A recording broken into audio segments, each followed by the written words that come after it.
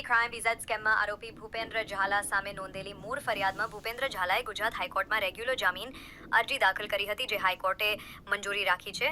હવે ઝાલા 8 મહિને જેલની બહાર આવશે. ગુજરાત હાઈકોર્ટમાં છેલ્લી સુનાવણી દરમિયાન અરજદાર વતી રજૂઆત કરવામાં આવી હતી કે કોર્ટને અપાયેલા બાહેંધરી મુજબ કોર્ટ સમક્ષ 5 કરોડ રૂપિયા જમા કરાવી દીધા છે.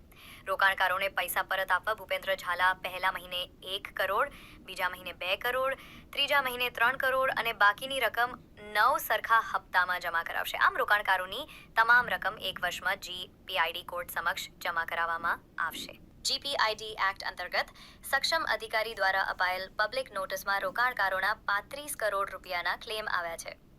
સીઈના ઓડિટમાં 122 કરોડનો આંકડો સામે આવ્યો છે.